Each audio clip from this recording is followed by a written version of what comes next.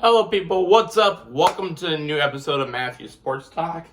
I apologize. I was going to do this yesterday. I just, I wanted a chill day because it was my day off from work. So, wow,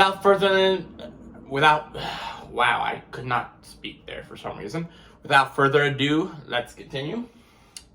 First off, I want to welcome anyone who might be joining might be subscribing to the channel. I did just join a Vikings fan group on Facebook. God help me, and already I started a fight. Pretty much, I was just simply stating the fact, because I've stated this multiple times, that you're not going to be able to trade Adam Thielen. You're going to have to restructure him, because no one wants an aging wide receiver who can't move like he used to at $20 million.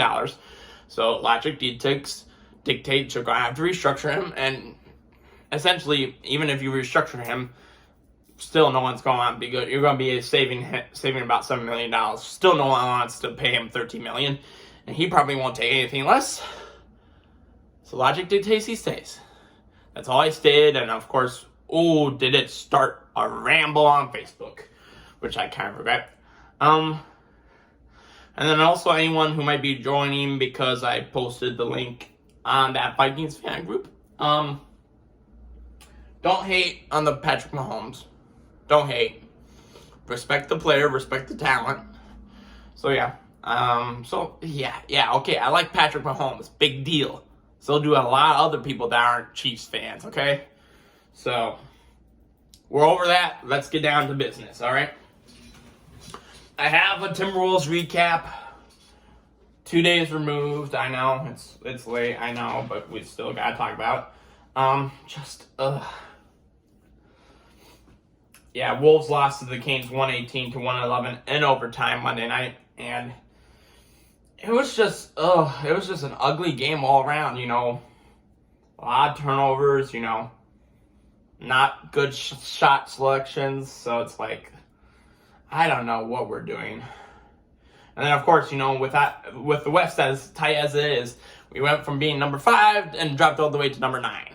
So it's like, fuck. But anyway, the highlights of the game: Edwards got 33 points, 8 rebounds. Mr. Rudy Gobert with another double-double, 19 points, 14 rebounds, and Jalen Noel to have 14 points in 21 minutes. Shooting was actually pretty even. Wolves 46.7% overall shooting, compared to 47.5% for the Canes. Of course, 18 turnovers for the Wolves versus 12 for the Canes. 7 steals versus 15 for the Canes.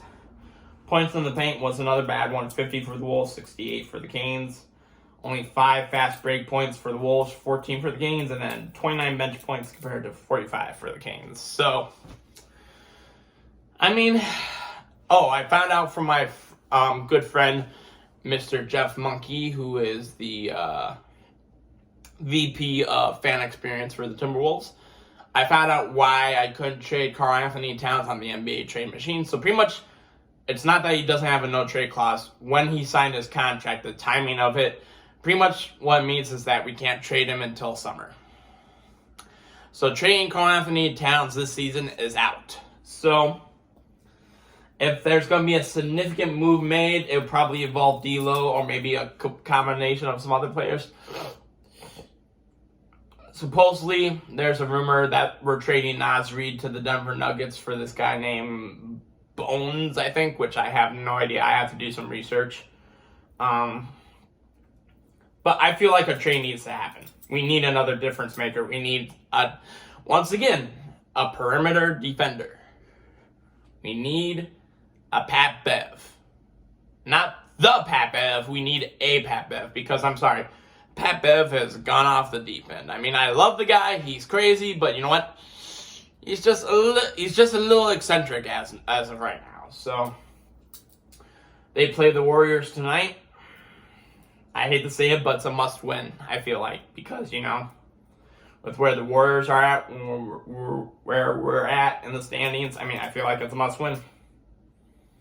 And then same thing with the game Friday against the Orlando Magic. It's a must-win. And then we can talk about the Denver Nuggets, which I feel like if we win against the Warriors in the Magic, the Nuggets game isn't necessarily a must win. I mean, a win would definitely help, but yeah, definitely need to win the next 2 games, Wolves. That's how I feel. So yeah, there's that. I was going to wait on this, but you know what? I already have my Super Bowl prediction, so I might as well just come out with it. So, yes. This is how I feel. I feel like Philadelphia Eagles haven't been truly tested like the Chiefs have, because obviously the AFC is better than the NFC, you know, straight up. The Eagles, for the most part, I mean, with the exception of when Jalen Hurts got injured, have pretty much cakewalked into the playoffs.